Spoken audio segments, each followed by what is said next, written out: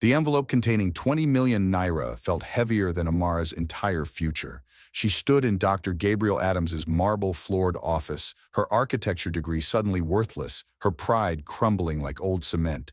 Through the floor-to-ceiling windows of his Ikoyi hospital, Lagos sprawled beneath them, a city of dreams for those who could afford them. "The money is yours," Gabriel said, his voice smooth as expensive wine. "All you have to do is say yes." Amara's phone buzzed. Another message from the village hospital.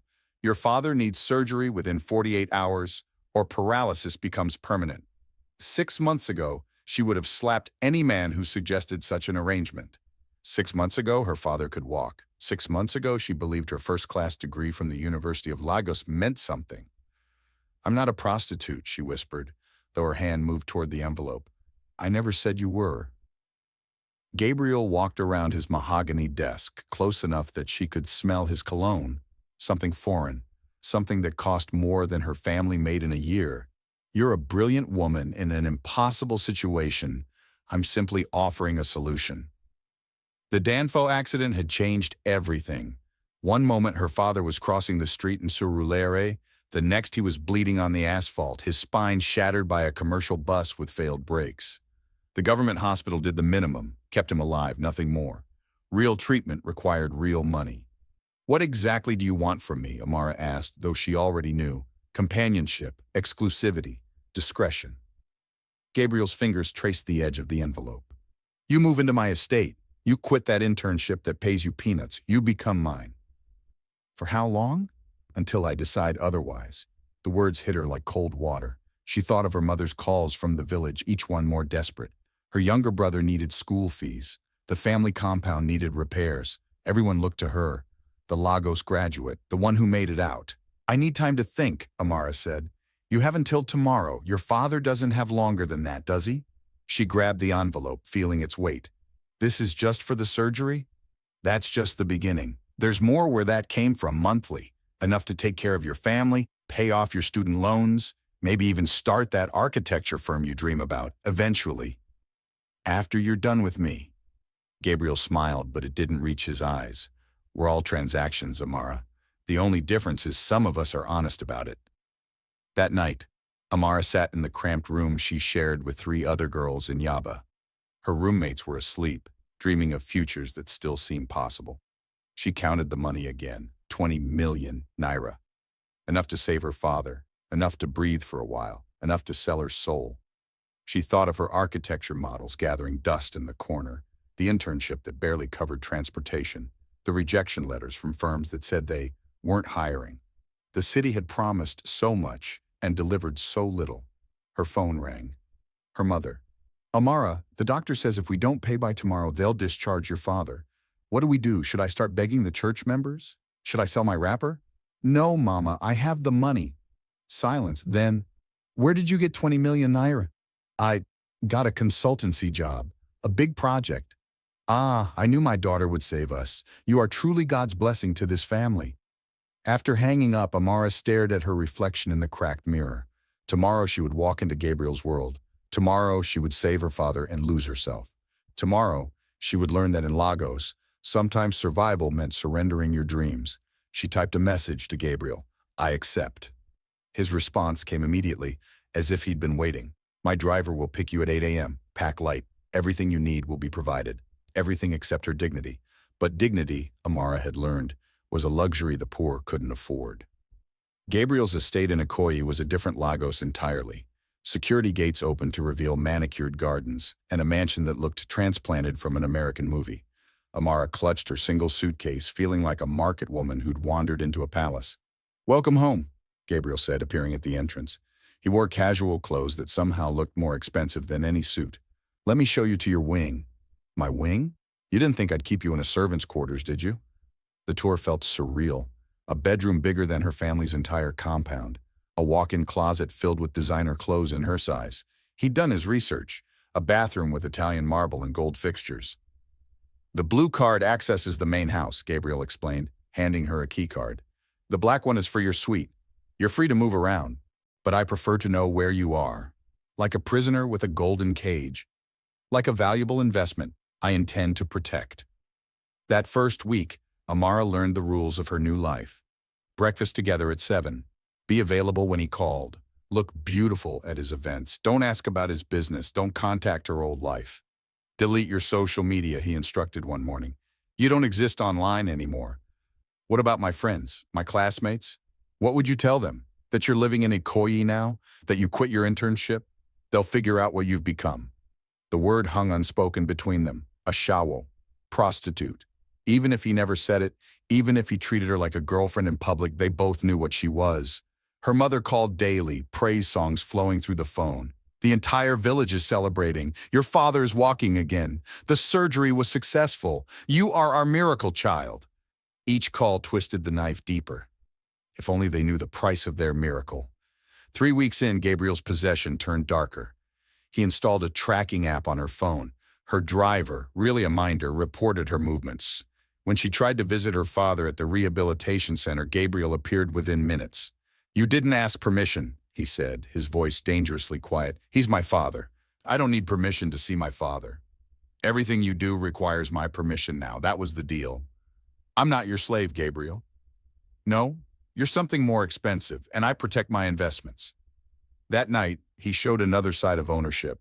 His touch was clinical, possessive, like a man examining property he'd purchased. Amara stared at the ceiling, thinking of the architecture dreams she'd buried, wondering if this numbness would become permanent. Days blended together, shopping trips where Gabriel chose her clothes, business dinners where she smiled and said nothing, nights where she paid for her father's mobility with her own freedom. Then came the call from her internship supervisor. Amara, where have you been? The Lekki housing project needs your input. This could be your breakthrough. Her heart raced. I can't. I resigned, remember?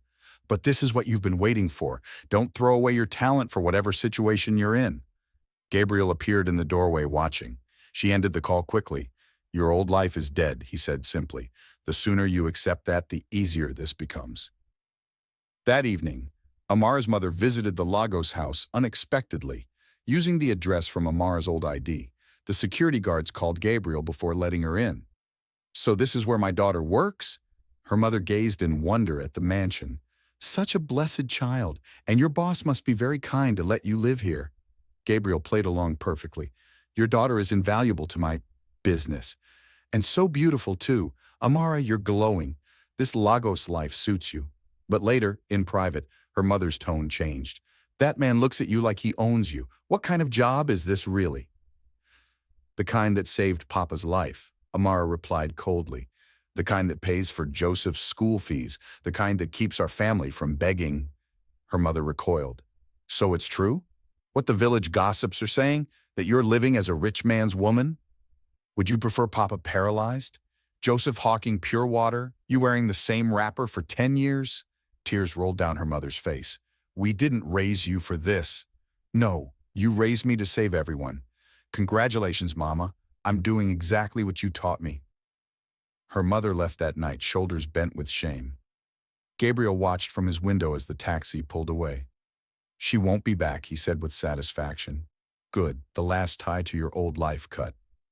The village wedding invitation arrived on a Tuesday, hand-delivered by her uncle, who looked uncomfortable in Gabriel's marble foyer. Amara stared at the card, her name paired with the chief Okoli's son, a man she'd never met. Your mother has accepted the bride price, her uncle explained, avoiding her eyes. 20 million naira. The ceremony is next month. She sold me, Amara's voice cracked. After everything I've done for this family? The money will help the family. Your brother needs capital for business. The compound needs renovation. He paused. Besides, what difference does it make? You're already living with a man. Gabriel watched from the staircase, amused. After her uncle left, he laughed. Your family is more ruthless than I am. At least I pay you directly. That night, Amara made her decision. She would not be sold twice. When Gabriel left for his morning rounds, she packed essentials and fled to her friend's apartment in Surulere. But freedom lasted exactly 3 hours before Gabriel's men found her. Did you think I wouldn't have you watched? Gabriel's fury was ice cold as they dragged her back. Did you think you could just leave? My mother is trying to marry me off. I need to go home and stop this. You don't have a home anymore. You have me, only me. But salvation came from an unexpected source. Edward Obi, her former supervisor from the architectural firm, called with perfect timing. Amara, I've been trying to reach you. There's a massive project in Calabar, a resort development worth 50 million naira. I need someone I trust to oversee it. 3 months' work, accommodation provided. Interested? Her heart soared. Real work, real money, a chance to pay Gabriel back and reclaim her life. The project leaves tomorrow, Edward continued. I know it's sudden, but opportunities like this don't wait. Gabriel was at the hospital. Amara made her choice instantly. I'll take it. Excellent. Meet me at the Murtala Mohammed Airport, Terminal 2 at 8 a.m. Bring your credentials and passport. She turned to find Gabriel standing in the doorway, phone in hand. He'd heard everything. No, he said simply. You can't stop me from working. This is my chance to earn enough to pay you back. Pay me back? His laugh was bitter. You think this is about money? You're mine, Amara. Not until you pay me back. Mine until I decide otherwise. I'm not property. Aren't you? Check your bank account. She did. Her personal account, the one she'd opened as a student, now showed deposits from GA Enterprises every month. To any outsider, she was a kept woman, financially dependent, professionally compromised. You bastard, she whispered. I'm a man who gets what he wants. And I want you here, not running off to Calabar with Edward Obi. You know Edward? Gabriel's smile was predatory. I know everyone, including his interesting business practices. Did he mention what kind of resort this is? Did he mention the foreign investors, the special services? It's an architectural project. It's whatever he tells desperate young women it is. Doubt crept in, but desperation pushed it aside. You're lying. You just don't want me to be independent. Independence? Gabriel moved closer. You gave that up the day you took my money, but fine, go. Run to Edward. Learn the hard way that in this Lagos, every door out is just another cage and... That night, Amara couldn't sleep. Gabriel's warnings echoed, but the promise of freedom was stronger. She researched Edward's company online. Everything looked legitimate. Previous projects, government contracts, glowing reviews. At 4 a.m., she made her move. Gabriel slept deeply after their argument and the wine he'd consumed. She disabled the tracking app, took only cash, and slipped out through the garden gate she'd discovered weeks earlier. The taxi to the airport felt like a chariot to freedom. Each kilometer from Ikoyi was a victory. She texted Edward, on my way. His response was immediate despite the early hour. Wonderful, you won't regret this. At Terminal 2, Edward waited with 2 other young women, both beautiful, both carrying the same desperate hope in their eyes that Amara recognized from her own mirror. Ladies, welcome to your new beginning. Edward smiled, but something in his eyes made Amara's stomach turn. Let's get you checked in. The flight to Calabar leaves in an hour, then we drive to the resort. As they walked toward departures, Amara noticed the other girls' designer bags, their nervous glances, their overdressed appearance for a construction site. Edward, she called out, but he was already at the counter, their passports in his hand, speaking rapidly to the airline staff who seemed to know him well. Too well. The resort was a compound surrounded by high walls topped with barbed wire. Armed guards waved their convoy through gates that locked behind them with finality. Amara's architectural eye recognized a prison when she saw one.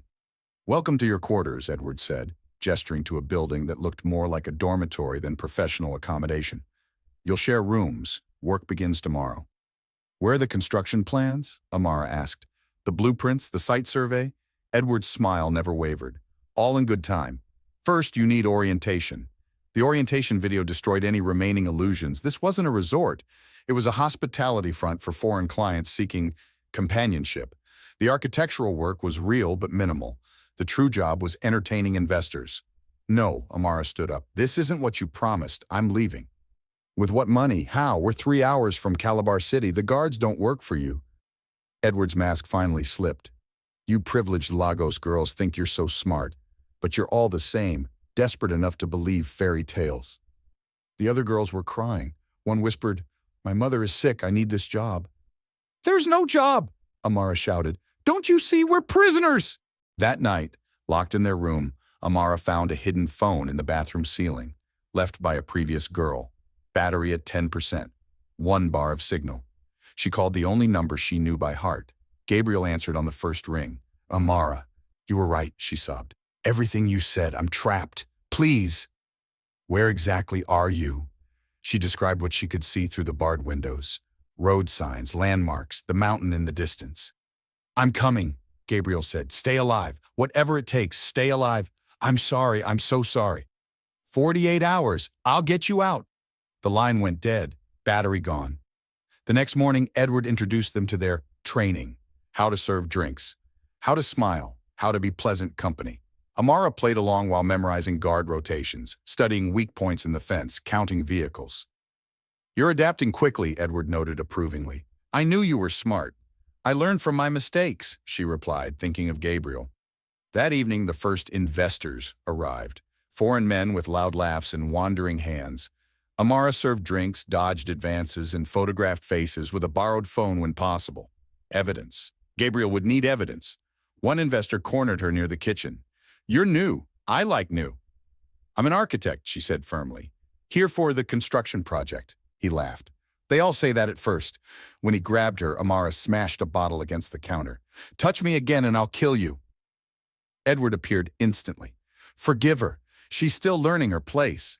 He dragged Amara to an isolation room. Concrete walls, no windows, a bucket in the corner. "3 days here usually breaks the stubborn ones," he said. "When you come out, you'll be grateful for any kindness." Alone in the dark, Amara counted hours by her heartbeat. She thought of her father walking again, her brother in school, her mother's shame, Gabriel's warnings, the price of every choice that led her here. On the second day, commotion outside, shouting, gunfire. The door burst open. Not Edward, but Nigerian military police. Behind them, Gabriel, looking haggard but determined. "Target acquired," an officer spoke into his radio. "We found her." Gabriel caught her as she collapsed. "I told you 48 hours. How?" "My family has connections. Edwards had warnings before. This time he went too far, taking someone under my protection." As they let her out, Amara saw Edward in handcuffs, the other girls being interviewed by officers, the compound swarming with police. Evidence of the trafficking ring that had operated for years, finally exposed. In the helicopter back to Lagos, because of course Gabriel had a helicopter, he held her while she shook. "The debt," she whispered. "I'll work forever to pay you back. I'll never try to leave again." "There is no debt," Gabriel said quietly. "There never was. The money was a gift. The control was my sickness. My way of keeping you close because I couldn't admit the truth." "What truth?" "That I loved you. From the first day you walked into my hospital, proud and desperate and unwilling to break, that I used your desperation because I couldn't risk you rejecting me honestly." Amara pulled away. "Love? You call imprisoning someone love?" "No, I call it what it was, possession, but losing you, knowing you were in danger because of my cruelty. I'll spend my life making amends if you let me." The press conference was Gabriel's idea. "Edward had victims across Nigeria. Your testimony could save others." Amara sat before the cameras, no longer the desperate girl who'd sold herself for hospital bills. The woman speaking now had survived both luxury cages and criminal ones. She named names, exposed the network, and warned young women about false opportunities. "Poverty is not a crime," she concluded, "but there are those who make it a trap. Check every job offer. Trust your instincts. No opportunity is worth your freedom." Afterwards, her phone exploded with messages. Old classmates, extended family, her mother crying with pride instead of shame. The architectural firm, her real one, offering her position back with a promotion. But first, she had to settle things with Gabriel. They met at his office where it all began. The same marble floors, the same view of Lagos, but everything between them had changed. "I've transferred 50 million naira to your account," Gabriel said. "Not a gift, not a chain. Compensation for what I put you through. I don't want your money." "Then donate it, start a foundation, help other women escape situations like yours, but take it, because I need to give it." Amara studied him. 3 months of therapy had helped her understand her own choices. Now she wondered if he understood his. "Why me, Gabriel? Really, you could have any woman." "Because you reminded me that money isn't power, it's just money. You had nothing but refused to be nothing. I had everything but felt like nothing." He paused. "I'm in therapy now, learning why I need to control instead of connect." "Good." They sat in silence, the weight of their history between them. "I loved you too," Amara said finally. "Not at first, but later, in moments when you forgot to be controlling, when you laughed at my jokes, when you listened to my architecture dreams. I loved the man you could have been." "Could I?" Gabriel stopped, started again. Could I have a chance to be him? Not now, not soon. But someday, when we're both healed? Ask me in a year, Amara said. When I've built something of my own. When you've learned to love without owning. When we can meet as equals. She left his office for the last time, but not with the desperation of her first exit. This time she had choices. The architectural firm welcomed her back with the Lecky project, low-cost housing for families like hers had been. She threw herself into the work, designing homes that were both affordable and dignified. Her trauma became her strength, her experience, her expertise. The foundation, she called it False Promises, launched 6 months later with Gabriel's money and other donations. They verified job offers, provided emergency extraction for trafficked women, and offered legal support against exploitation. Her father walked into the launch event on his own legs, tears streaming. "My daughter, the builder," he whispered, "not just of houses, but of hope." Her mother had made peace with the truth, finally understanding that survival sometimes required choices no mother would wish on her daughter. "Forgive me," she begged, "for pushing you to save us all. We were all desperate, Mama. Desperation makes us cruel to each other instead of the system that creates it." A year later, Gabriel called. "I'm different now," he said simply. "Not perfect, never perfect, but different. Can I take you to dinner? A real date, where you can leave whenever you want?" Amara looked at the architectural awards on her wall, the foundation reports on her desk, the life she'd built from the ashes of her old dreams. "One dinner," she agreed. "We'll see if you've learned that love means wanting someone's happiness more than their presence." They met at a small restaurant in Victoria Island. No mansion, no cage, no debt between them. Just two people who'd seen each other at their worst, trying to discover if they could build something better. "I'm proud of you," Gabriel said, "and the foundation, the buildings, everything. You became who you were meant to be despite me." "Because of you, partly," Amara corrected. "Our pain taught me strength. Your cruelty taught me my worth. I wouldn't wish it on anyone, but I won't pretend it didn't shape me." As Lagos glittered around them, city of dreams and nightmares intertwined, Amara realized she'd finally answered the question that started everything. What was she willing to sacrifice for survival? Everything, it turned out. And from that sacrifice, she'd built something worth surviving for. The future stretched before them, uncertain but finally free. Thank you for watching. Please subscribe, like, and comment at the comment section below.